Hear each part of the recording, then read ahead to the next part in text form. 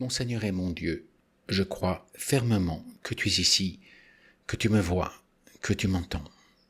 Je t'adore avec profonde révérence, je te demande le pardon de mes péchés et la grâce de faire avec profit ces 10 minutes de prière. Marie, ma mère immaculée, Saint Joseph et mon ange gardien, intercédez pour moi. Jésus, agrandis mon cœur. Tu as peut-être entendu parler d'un document, un des principaux documents sur le rôle de l'Église dans ce monde qui a été donné lors du Concile Vatican II. Ce document s'appelle Gaudium et Spes, la joie et l'espérance. Et ce document affirme la place centrale de Jésus, mort et ressuscité pour tous, offrant à tous lumière et force pour répondre à leur très haute vocation. Donc toi aussi, tu es appelé à une haute vocation si tu veux aussi suivre le Christ. Et Gaudium et Spes rappelle cette parole des Actes des Apôtres.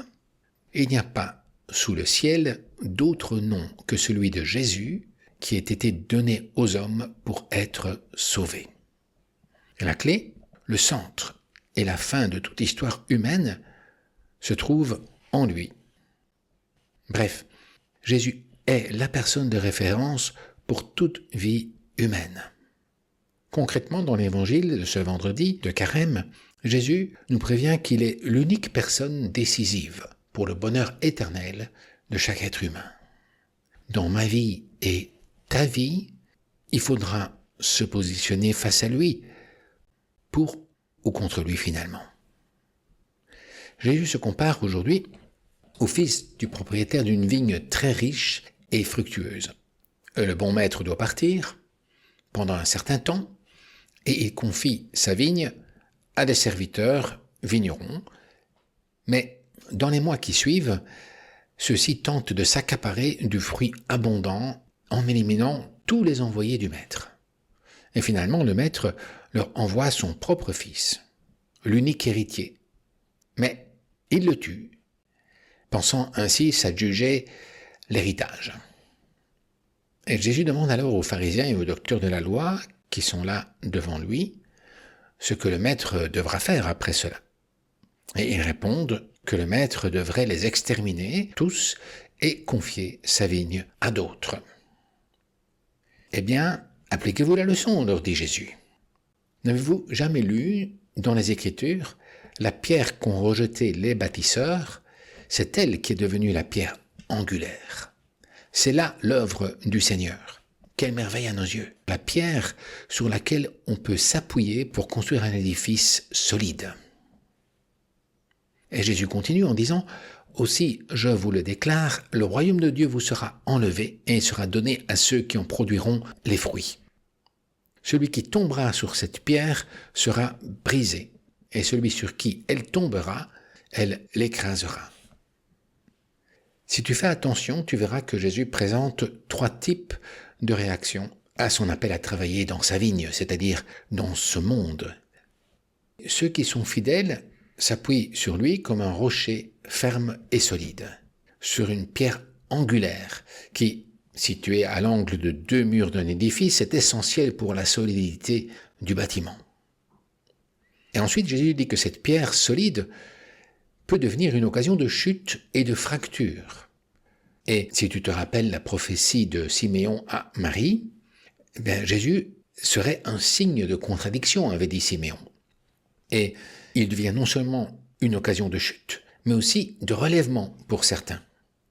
Ça indique que même ceux qui trébuchent suite à un faux pas et qui se fracturent les os dans leur chute peuvent se relever, s'ils le veulent, et guérir leur fracture. Cela me fait penser à un accident arrivé l'an dernier à Anna Parsons, une étudiante néo-zélandaise qui était partie l'été 2022 pour aller étudier au Canada. Et elle fait un voyage touristique aux États-Unis et aussi sportif dans l'admirable parc national de Yosemite, qui est fort prisé comme fond d'écran pour ordinateur. Et il abrite en fait l'un des plus spectaculaires rochers, très connu des alpinistes américains, le Half Dome à Snake Dyke, qui surplombe la vallée de Yosemite est atteint presque 2700 mètres d'altitude.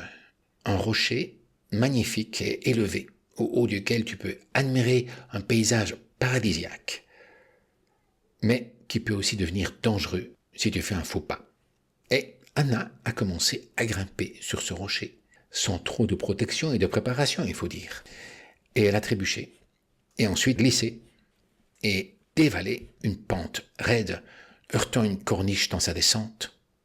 La chute lui a brisé presque tous les os du corps, y compris le cou, la colonne vertébrale, le bassin, les côtes, le poignet, les pieds et les orteils, et ça lui a causé des lésions internes comme une perforation du poumon, et elle a dû être emmenée en hélicoptère jusqu'à l'hôpital, et les ossements de son pied gauche étaient tellement brisés qu'elle a dû être amputée.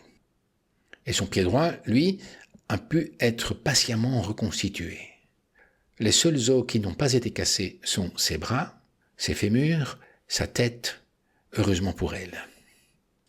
Bref, c'est l'une des fractures multiples les plus complexes de l'histoire de la médecine. Et par chance, ou par miracle, elle a survécu. Mais le gros problème qui est venu au cours des semaines de reconstruction, de réhabilitation, est la note salée de l'hôpital. 1 200 000 $ de frais médicaux. La facture médicale est colossale, surtout avec ce système de santé aux États-Unis qui ne fait pas de cadeaux. L'assurance intervient bien pour une partie, mais sa famille devait payer près d'1 million $. Alors sa famille a créé une page web de crowdfunding, une collecte de dons, pour constituer une cagnotte de 500 000 $ et payer ainsi le traitement et la rééducation. En fait, tout ça montre qu'on peut se briser les os, mais le relèvement peut te coûter énormément. Et la blessure est d'autant plus pénible qu'on était haut. Il en va de même pour la vie chrétienne ou morale. Corruptio optimi pessima, dit le dicton latin. La pire corruption est celle du meilleur. Il faut aussi demander l'aide à Jésus avec humilité pour nous aider à ne pas nous éloigner de lui. Le prêtre dit en secret une petite prière avant la communion. « Fais que je ne sois jamais séparé de toi, Seigneur. » Jésus évoque finalement un troisième cas, le plus tragique, celui où le rocher massif devient comme une montagne qui te tombe dessus. Un peu comme la chute du mont Garnier en 1248, qui écrasa définitivement 5 villages en quelques secondes. Ce cas est en fait présenté par Jésus pour ceux qui le rejettent et l'évitent continuellement malgré ses avances. Ils vivent dans le mal et ne veulent jamais changer de vie.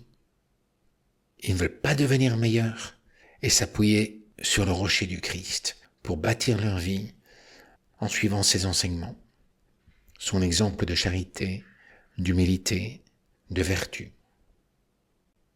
Dans ta vie, il est toujours possible de revenir, de se relever, mais prends garde à l'impénitence finale, à l'entêtement dans l'éloignement de Dieu.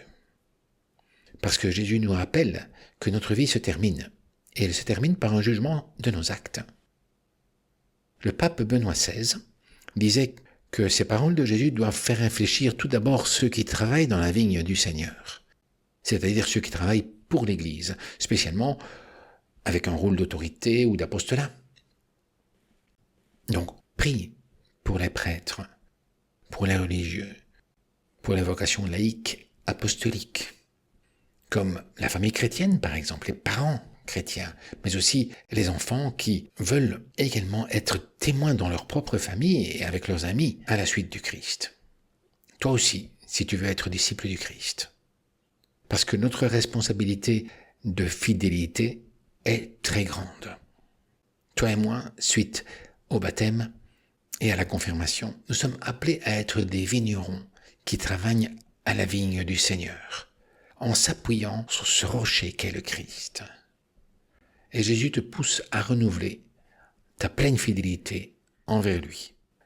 Je te remercie, mon Dieu, des bonnes résolutions, des actes d'amour et des inspirations que tu m'as communiquées dans cette méditation. Je te demande de m'aider.